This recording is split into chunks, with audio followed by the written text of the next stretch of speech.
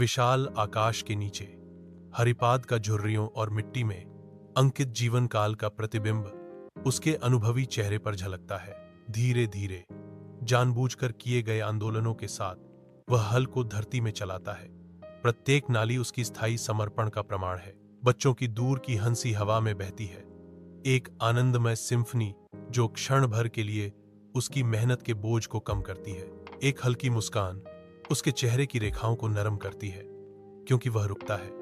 उसकी आंखें दूरी पर लापरवाह आकृतियों की ओर खींची जाती हैं।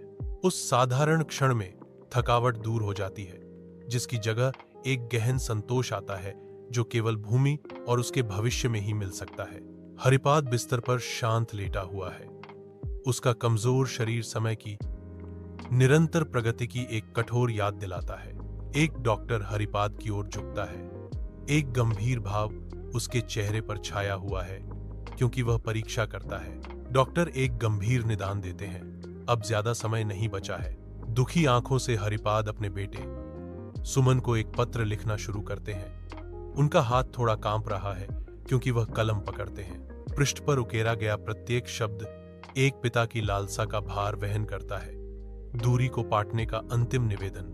मैं तुम्हें एक आखिरी बार देखना चाहता हूं। एक मार्मिक फुसफुसाहट में हरिपाद निवेदन करता है, वापस आओ। हरिपाद के घर के अंदर सुमन अपने पिता के बगल में बैठती है। उनके हाथ एक मौन बंधन में जुड़े हुए हैं।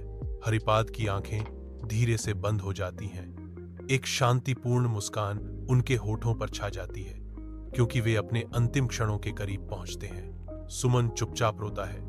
आंसू उसके चेहरे पर बह रहे हैं। धुंधली सांस के साथ हरिपाद अपनी अंतिम इच्छा व्यक्त करते हैं। भूमि नहीं, सुमन, इस गांव की मिट्टी और इन लोगों का ध्यान रखना। ये हमारी जड़ें हैं। सुमन दुहक से भरा होने पर भी खुद को मजबूत करता है, यह जानते हुए कि उसे अपने पिता के पवित्र कर्तव्य का सम्मान करना चाहिए।